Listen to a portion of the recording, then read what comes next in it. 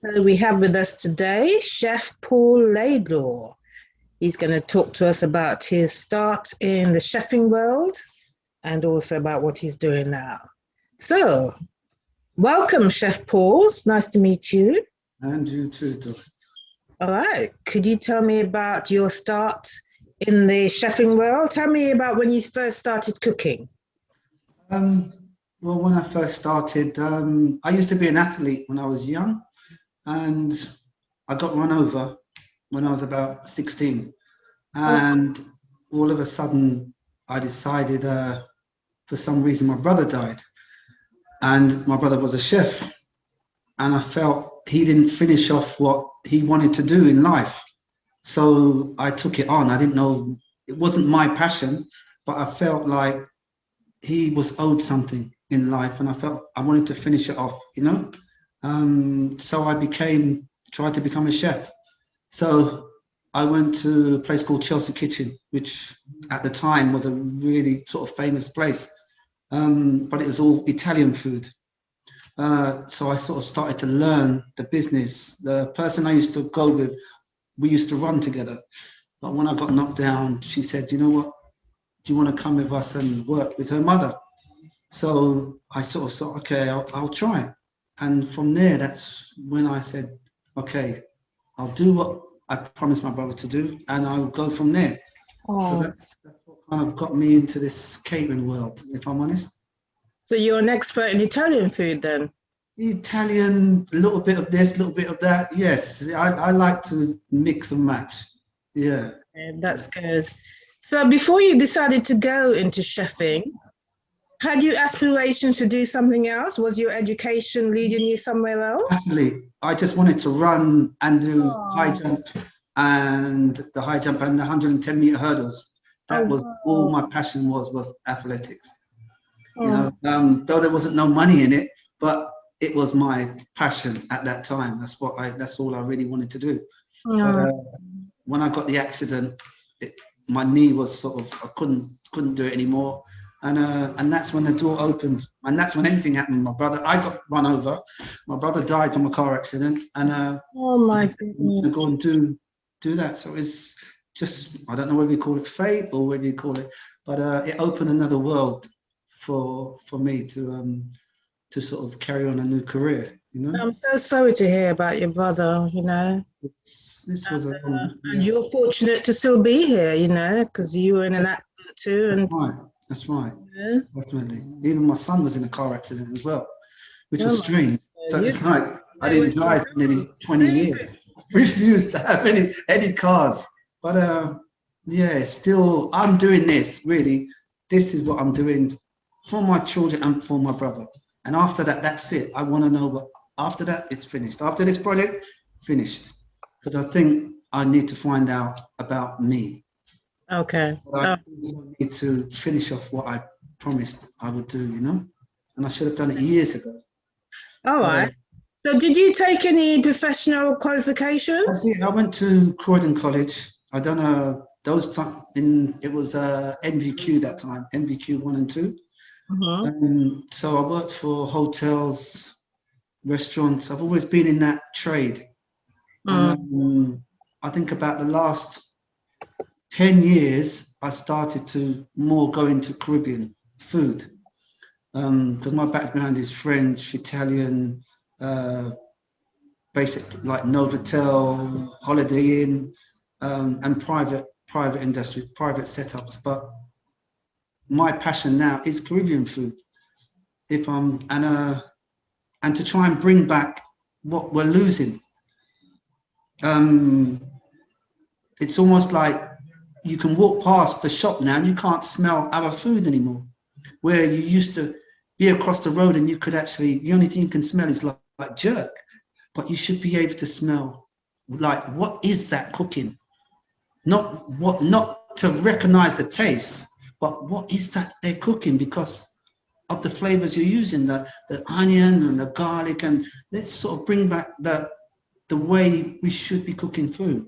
And I think we've become a bit not so much lazy, but when you see things on the market, you just take them.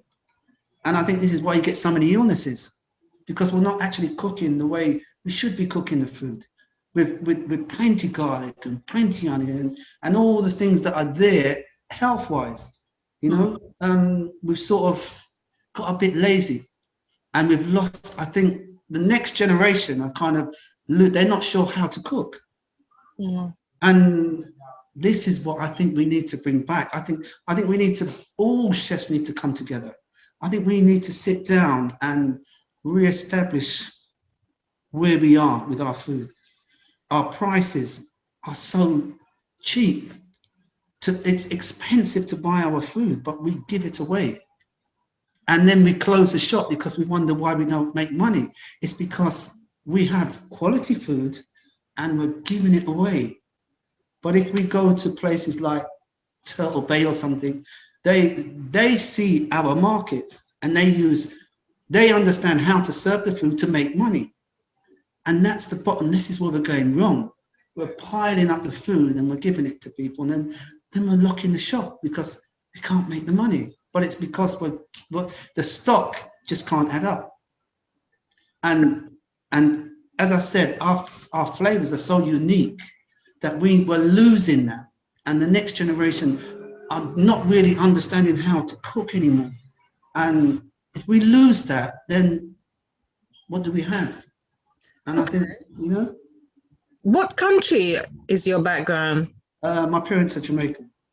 Jamaican, okay. So did you learn to cook Jamaican food at home from your parents? Yeah, from my mum. I mean, Monday was, you know, Sundays you could break it down. Sunday your rice and peas and your chicken and your soup every Saturday, and you know, and then my dad would treat us every Thursday to fried rice and curry chicken. I don't know why. Every Thursday, fried rice and curry chicken. And then during the week you'd have your oxtail, and you know, so it's only Caribbean I can remember.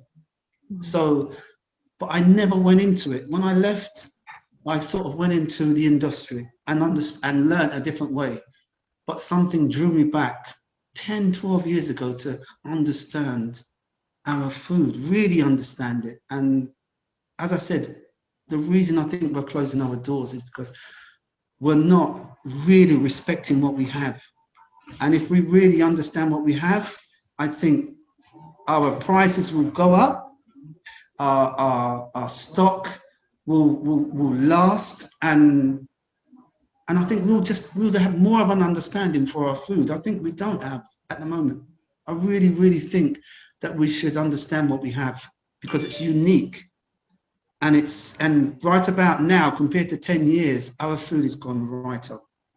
I mean, it's excellent what people are doing out there, but price-wise, we're completely wrong. Completely wrong. So have you had a restaurant or takeaway before? What's really strange, the place that I'm having now, I had about 8 years ago. And I've sort of, for some reason, it's come up again. And I just wanted to take it on. For the simple reason is, I had it before, yeah. And I kind of abused it, if I'm honest. I didn't do what I should have done.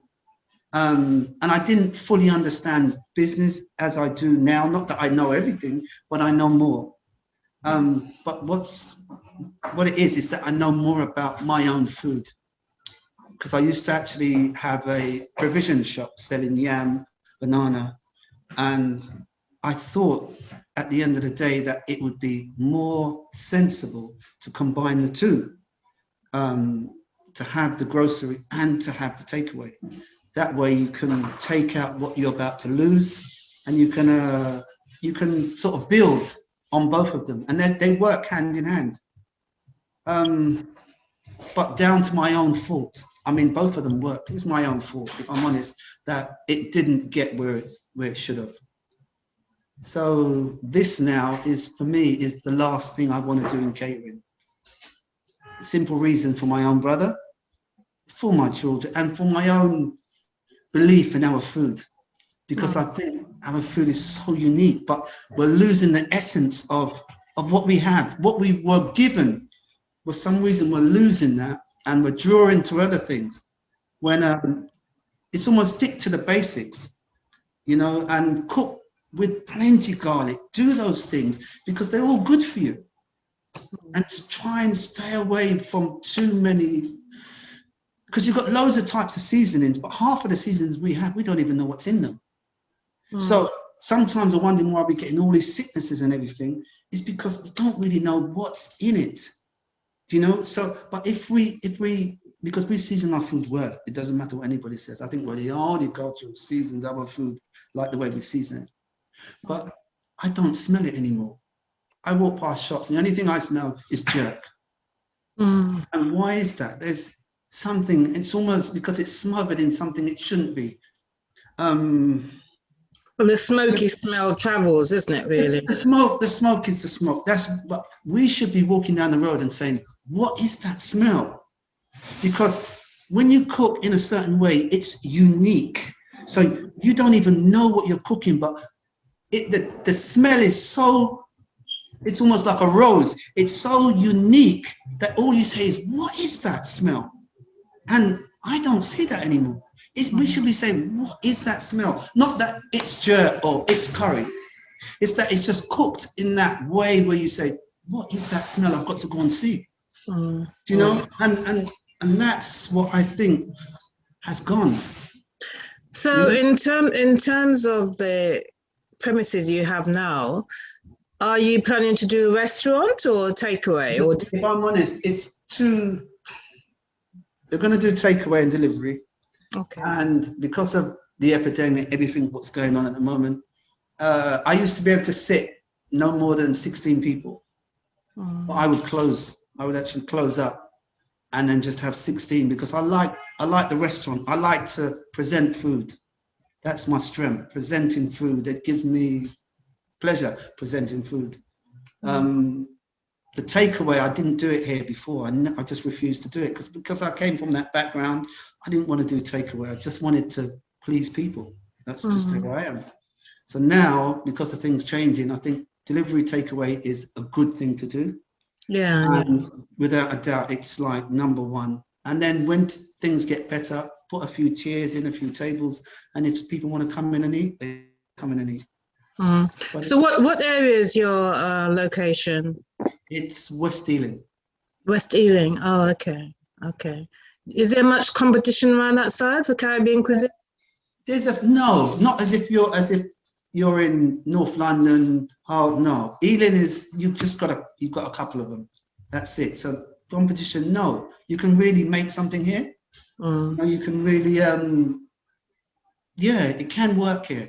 Definitely. Yeah, you can do quite well, especially with the delivery service, because that's all the rage now. People want to stay home and order food, you know? That's right. And it's going to be like this for, as you can see, some time. So if you can take care of that need and it's since I was last here, I mean, the amount of people that have moved into the amount of buildings around here, it's increased by how many percent, I don't know, but I mean, it's definitely a business. If it's done right, you'll do well. Okay. So soon from now, you're not going to have time to talk to the likes of me, are you?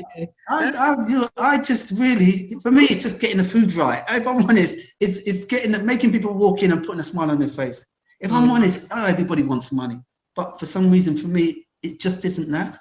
Even though I know I've got to live, it's about knowing that that same person can walk back through the door.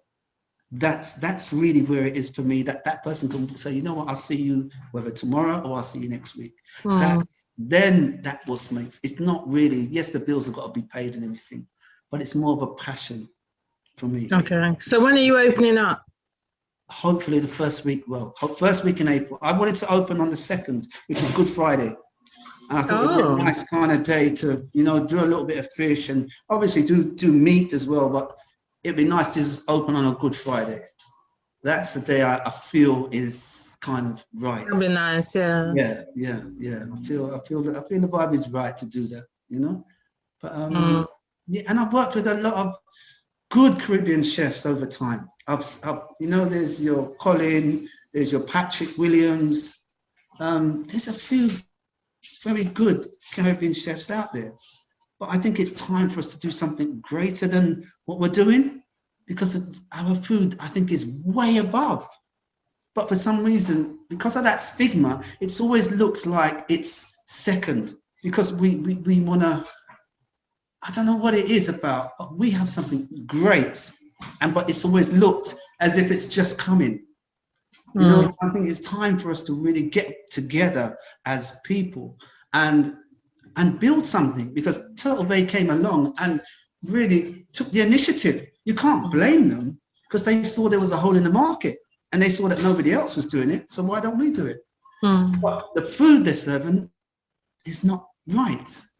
And they know it, but the atmosphere and the ambience, excellent. But the food, yeah, but I think they make most of their money from the cocktails and the drinks, to be fair. Exactly, because of that, the ambience is right. They've got it right there. But why can't we then get some people together and make it that way? You know, we should be able to do that. We should be able to do that. Well, it's going to take a leader amongst you guys to actually make it happen, isn't it? The Caribbean chefs get together and make it happen. Well, there's those out there which are more what's the word? Together. You've got some big people out there that really can stand and talk for others. I don't think I can do it, but I know there are people out there who can. Yeah, I mean, I think you're right in terms of a group of chefs or group of people getting together to make it happen, because there's so many opportunities out there. I mean, you've got the supermarkets which hardly have any Caribbean food in there. You know, I mean, if you look at the shelving in the world food section, there's just a few tins and bottles, you know, and our food is more than the tins and bottles. Oh, much more. You look at the frozen food section, there's nothing. Yeah. You know, there's a lot of Indian food, Chinese food, Italian food. That's right. But, you know, we're missing, you know, so there's an issue there. And then we need to be more of a presence on the high street, both in terms of restaurants and in terms of takeaway and delivery. And I know many have tried and, you know, maybe lasted a few years and given up. It's been taped, please. Sorry. Can you hear me? Is it gone? Yeah, sorry, go. Yeah.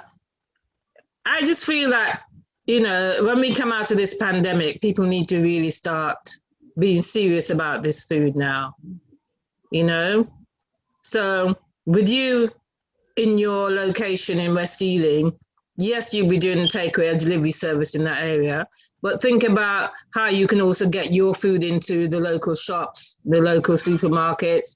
Think about how you can expand, you know, and if there are even 10 chefs across the country who are doing this, then we can make a difference. So maybe in a year or two, you'll find our food everywhere, not just in the occasional location. You know, if you go anywhere in this country, you will find that there is an Indian establishment and there's a Chinese establishment.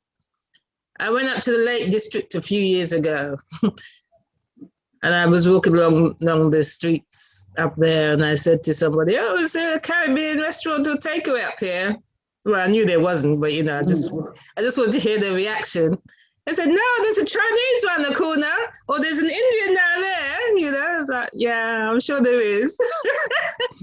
But we tend not to branch out like that, you know. We tend to we like to locate where we know at least there are a few Caribbeans and Africans who will come and support us. But English people do like our food, so we do need to branch out. We do, and it's I don't know what it is that keeps us. I don't know where that fear comes from. I don't understand, but it's almost like, yes, when we see a shop, it's almost like it's hard for us to take money out and give them, even though it's a black shop. Why don't we? Where's that mentality come? We've got to sort of move that away and understand that the price is not high. If they don't charge this price, they cannot survive.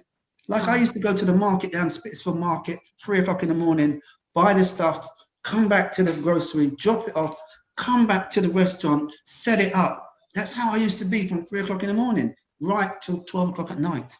So it's almost like the work that you have to put in, and then you have to set a price. And remember, if you want your yam and your banana, then take a trip on the plane, go back home, and then take it from your garden. But if you're not going to do that and you're going to buy it from here, you got to remember it's traveled from plane to England. From here, it has to get to the shop. So all through that, the prices are going to go up. And there's no way you can sell yam and banana for nothing. It just can't happen. So we've got to understand when people are putting prices on, it's not that it's high, it's that it's been charged for that price. Yes, carry on. Yeah, you've got to sort of stop thinking that they're taking your money. They're not. You know, they're really not. They're trying to make a living. And if we kind of have that mentality and understand that they're trying to make a living, it will change our thinking and our thoughts and our ways completely. So, because we've got a great, as I said before, we've got a great thing. We just got to try and support one another and understand where the food is coming from, how it's going to get to that door. It takes a lot. And then Well, the thing is, do you have a strong marketing plan? How are you going to get the crowds through the door? Ring them down your phone or order? Oh, no, well, as you know yourself, that social media is one thing. Word of mouth is also a positive thing.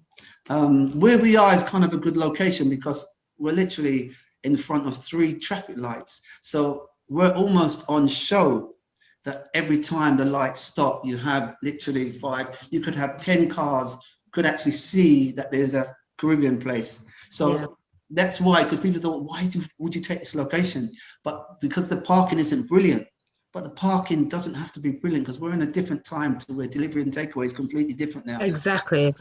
So all they've got to do is see it. They've got the phone, open the phone, and they'll say, okay. And that's really how it kind of works. You know, it goes, and there's enough, as I said, there's enough. You only need a couple % in the area that we are here to make a good living. You know, that's nothing brilliant, but you're going to make a living. You know, and I really, really think this time this place can do well, but obviously it has to be supported. Okay. Without the support, you can do as much as you can, but without the support, you know, you're not going to get too far, you know. And if you find that you're mega busy, have you created a rota so that you are sure that you have time off, maybe a couple of days a week to rest? Because that's very important. Well, if I'm honest, I've got some good chefs around me. So for me, it's to build it, just get it to a point to where I know I can afford to pay that person and they don't have to come here. So for me, it's building it to a certain point to where I know that's it, I can't move anymore. Then bring them in.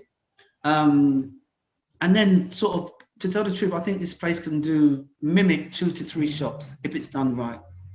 And that's really how you're going to, one shop isn't really going to do you what you really need. You need 2 to 3 shops to really be making a good living, if I'm honest. Because out of one, you can get so much, but it's like the more you sell out of one, the more you've got to buy, the more staff you've got to take. But if you've got 2, it balances things out. And that's what I've realized. 1, you can only get so much out of. 2, you can expand. So is that the plan then, to expand to more premises once you get the plan is for things to be better, because I used to do weddings and funerals and so forth. That's where you really make up your money with your weddings and your functions. You know, one function can pay your rent for 3 months. So that's really what the hospitality needs to come back. You know, it will, you know. The icing on the cake are your functions and so forth. They really are your icing. They're what you need to sort of ticking. Do you take on apprentices? At the moment, I would take on, definitely, at this present moment, I would say probably April, May, about June, July, when you've got because it takes about 6 weeks for Just Eat and Uber and everybody to connect, because you have to go through that health and hygiene. They come and visit your property and so forth, and hopefully they give me a 5. and then you can start to move. Then you can start to expand. But when you haven't got those, all you're doing is paying somebody to deliver for you. Yes. So, you know, you got to have a year's plan, because a year is when you're balanced. The second year is when you should be saying you can see that it's turning over. And, you know, 3 to 5 years, yeah, you shouldn't be in here. I wouldn't like to be in here after 12 months. I'd like full-time chef here, and then to be focusing on another property. Okay. That's really the key to this. As long as you stick to principles, you know, you should be okay. So have you got support of family? Because sometimes you can't do everything by yourself. Have you got support? No, I have support in, because they've all got, I've got some which is an electrician, one is into printing. So if I'm honest with you, it's more about, how can I say? I think being in the trade for so long, staff isn't a problem. I think staff definitely isn't. I think there's enough even young apprentices. There isn't a problem. I think there's too many people. There's a lot of people in catering. For me, I can pick up the phone and call somebody. And that's the greatest thing for me. I've been in it long enough that I think I can call on somebody. And I said, I've got a chef that's ready to come in. I just need to make sure that it's financially visible to pay. Otherwise, I'll be stuck here. You know, and I'm willing to do that, you know, because I have to make it right, then I can pass it on. But without it being right, I don't want somebody to come in here and then you just follow protocol, do the basic things, and but it's consistency. You know, having the main things. Everything doesn't have to be on, but the main things you can't run out of. Yeah. You can't run out of at all. So, as I said to you, you don't want to cook too much. And I'm a person, I'd rather cook every day and just cook fresh every day. You know, if I'm honest, yes, you've got curry that can last you 2 days. The second day, it's even better. But things like jerk chicken and everything, you should every day we cook. Season up, but you cook every day. So at least when you switch on, every day people are walking by and they can smell. You've got that smell. No wonder, you know, you don't need to use anything. If you set it out right, I think because I've been in the trade long enough, I know how to set it out and let people walk and give it to them fresh, because I want it fresh. So what I want, I'm not going to give to you what I don't want. And that's my mentality. What I want, you're going to have. You know what? I'm really pleased for you. And I think we should talk in about 3 months after you open, so you can tell us how it's going. And I'm getting the goat from the goat farm. So it'll be proper goat coming from the farm, killed day before I'm brought here. So, I mean, the freshest I can do it, I would do it. And it's as I said, if I'm going to eat it, I don't expect you to eat what I'm not going to eat. The chicken is fresh. Everything is good for me. It's good for you. Have you got vegetarian options as well on the menu? Vegetarian option. It's cooked with love, man. It's cooked with love, and that's really where I'm at. And hopefully I do well. Do you know what I mean? I'm sure you will. I'm sure you will. I hope so. All right. Well, it's lovely meeting you, Paul. And you too. Thank you so much for your time and for sharing with us about your new venture. And let's see what happens with Caribbean Cuisine, because as you're getting back into the business, then you're going to help to raise the profile, aren't you? But I must admit, I have a Jamaican wife, and she has taught me, if I'm honest, the true taste in Caribbean food. Oh, really? She's the one that has really sort of opened my eyes up to Caribbean food is not being done right. And we need to go back to the drawing board. And she's born in Jamaica. She's very Jamaican. So if I'm honest, the influence I really carry is listening. Do you know? And I can't leave this without saying that. Do you know what I mean? But she's the one that really has brought me an understanding of food. And I think we really need to understand we have something great. Yeah, that's And we very need to true. go, we need to lift it up. Okay. Let's stop sort of just flooding things. Let's really lift it up to we're just as great as anybody else. Well, any campaigns that you're doing, just let us know, and we'll try and amplify Okay. it for you. Will Okay, do. Will, and spread the definitely. word. Definitely. That's All lovely. right. Thank you. Take care, Paul. Lovely to meet you. And you too. And good luck with your new establishment. Thank you. Thank you. Bye. Take care.